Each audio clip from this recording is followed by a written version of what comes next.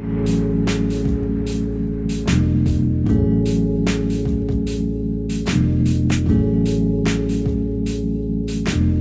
morning everyone, welcome to 17 square meters garden. I'm Dominika, I'm certified horticulturist and I'm gardening on my urban terrace in the city center.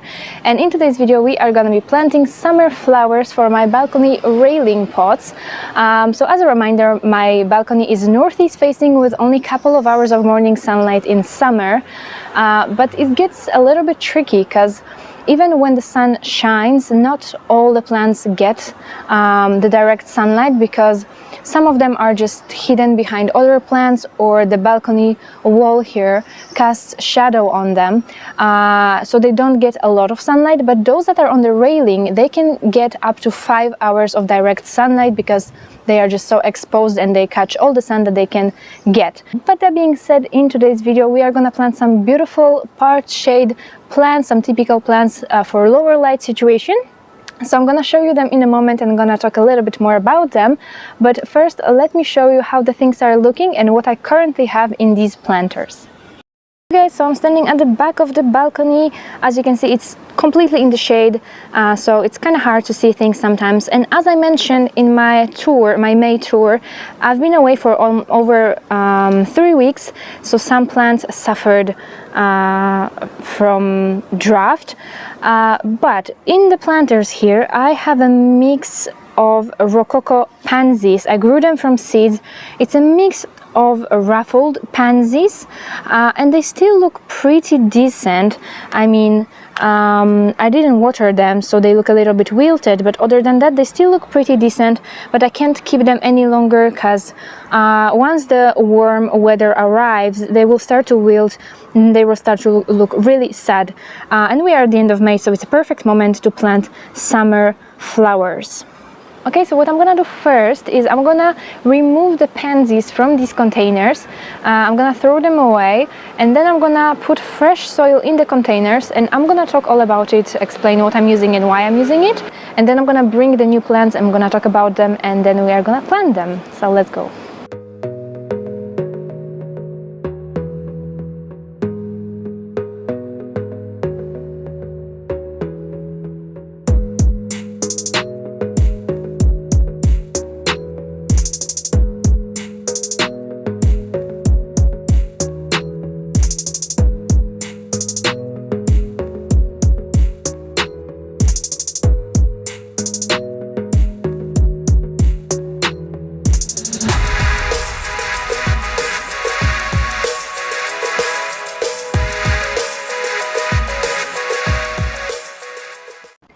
Okay, so I'm gonna show you what I'm using as my potting mix. As you can see, I'm using quite a number of things, but they all have their purpose. I'm gonna talk about it in a moment.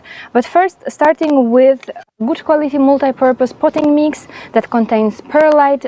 Perlite is a white mineral that helps to aerate the soil, allowing water and oxygen to pass through, preventing your plants from being waterlogged and the soil from being compacted. So first, good quality potting mix. I'm using a light mix by Playground. Then the second thing that I'm going to be adding are 2 types of organic matter. I spoke about organic matter in one of my recent videos where I talked about mulch and adding organic matter to your containers. So I'm using both compost and worm castings.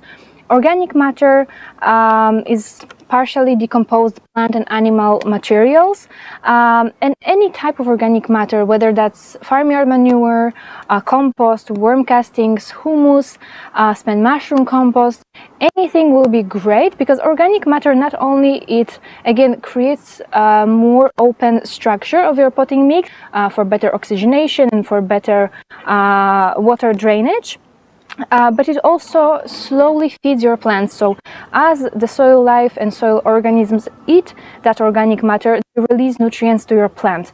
Organic matter is also great at holding water, so it prevents excessive water evaporation, helps to keep the moisture in containers, and especially in such a small planters or hanging baskets, it's really important to keep that moisture in to prevent soil from drying out, because obviously in the heat of summer, those small containers with annual flowers, they dry up pretty quickly. So adding organic matter helps to retain that soil moisture. And the last thing I'm going to be using today is vermiculite. So the perlite that I showed you before is more for aeration and creating more open soil structure, whereas vermiculite is more for water retention. Perhaps if you grow plants from seeds, you've already used it. It's often recommended to sprinkle some vermiculite on top of soil to help keep the seeds moist when they are germinating, but you can actually mix it with your potting mix to help to retain moisture in your potting mix. There are some alternatives. Obviously, you can use water retaining granules or water retaining crystals. You can buy them either online or at the garden center, but they tend to be quite pricey, whereas a bag of vermiculite is quite inexpensive. So adding a few handfuls of vermiculite will help to retain moisture in your potting mix and prevents it from drying up too quickly in the heat of summer. Okay, so I'm going to show you an example in this container. As a side note, the containers are attached with zip ties. I've used metal plant supports in the past, but it's hard to attach them to this type of railing because they either are too small and they move in between the two bars, or they just move in the wind because my balcony is very windy. And this has worked well for me for many years. So I basically just drilled 2 holes at the back, attached the pot with zip ties, and when the pot is filled with soil and with plants, it's pretty sturdy, it doesn't really move. So for potting mix, I'm gonna go 2/3 potting mix, 1/3 of organic matter, and then I'm gonna leave some place for the plants and finish with some potting mix all around the plant root balls.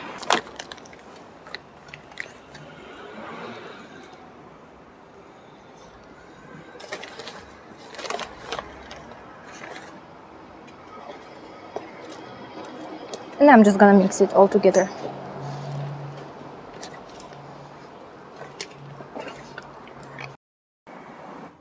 Okay, you guys, so the pots are ready. So now the best part of the video, I'm gonna show you all the beautiful flowers that we are gonna plant today. So here they all are. I have 9 of each plant because I have 9 containers, and this year I'm not going overboard with the amount of plants that I'm planting. I think that's actually the smallest amount of plants I ever bought. I usually planted 7 plants in these containers, but last year I realized that there's really no need for 7 plants. I prefer to plant less plants, but then to allow them to grow to their full size and to fill these containers in. So let's start maybe with the back corner here. We have Euphorbia Diamond Frost. I'm gonna put the names on the screen. Euphorbia Diamond Frost is a beautiful plant that grows well in full sun, in part shade, and even in the shade it's gonna grow. It's not gonna have as many beautiful white petals because, fun fact, these are not flowers, these are bracts, so colorful petals. The flowers are in the center here. They're very insignificant, very tiny, very small. So these are white bracts, and it's gonna create a mound, like a sort of a cloud of white petals. I really love this plant. I grow it pretty much every year on my balcony. Here we have Begonia semperflorens. Begonias are amazing, especially these guys. They bloom all summer long, non-stop. Whether you plant them in full sun, in partial shade, they are still gonna grow and bloom beautifully. They last until the first frost, and even light frost, they can handle it. And they come in different colors. You can buy red ones, pink ones. The leaves also, they come with green leaves and with darker leaves, like almost dark purple leaves. So very beautiful plant, suitable for all kinds of balcony conditions. Here we have Calibrachoa. And Calibrachoas, they are they also called million bells, and they are like small petunias. These are full sun plants. They like a lot of sun. The more sun, the better. But they are also quite water thirsty, like petunias. And in my part shade, they are gonna grow because I already tried them. Last year I planted them. So they don't grow as big and as beautiful as they would in full sun, but they still provide a beautiful pop of color in the composition. Here we have beautiful plant I have never grown before on my balcony, Sanvitalia procumbens. They call it a Mexican creeping zinnia or Mexican trailing zinnia, because they do look like little zinnias, little daisy-like flowers, yellow, beautiful plant.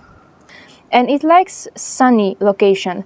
So somewhere in between part sun, full sun and part shade, it should grow well.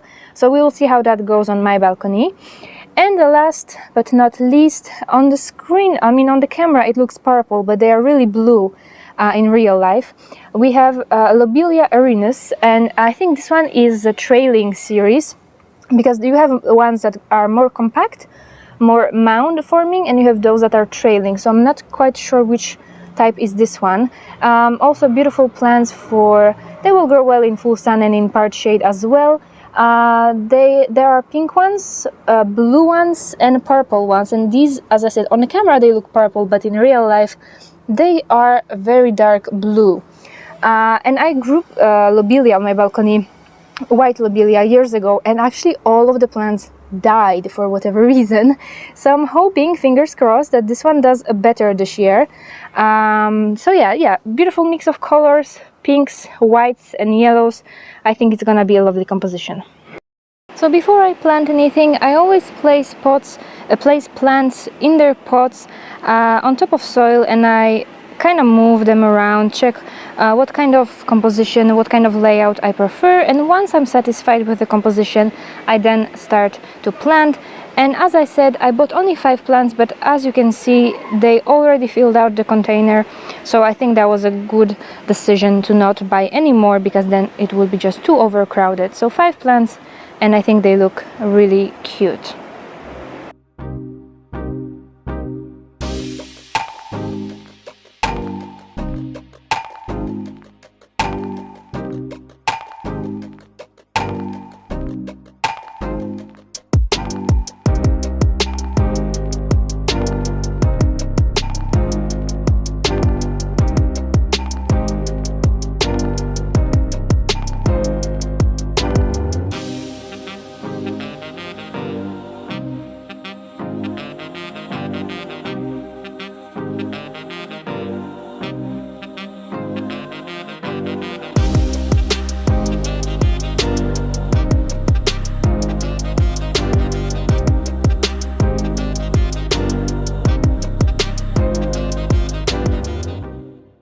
Okay, you guys, so it's done. The flowers are planted and hopefully they will grow well here.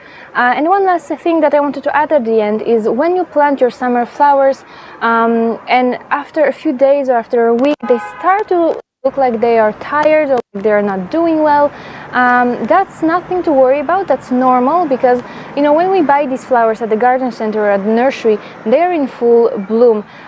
So then when you transplant them into new containers on your balcony, they will take time to establish, to develop their roots, and it requires a lot of energy, so they can't at the same time develop their roots and bloom to their full potential. So just give them some time, take a good care of them, water them, fertilize them, and in a couple of weeks they should bounce back. So if they look tired during the first few weeks, that's nothing to worry about. Okay, so it is the end of today's video. I hope that you enjoyed watching it. Thanks so much for joining me today, and I'll see you again next Saturday.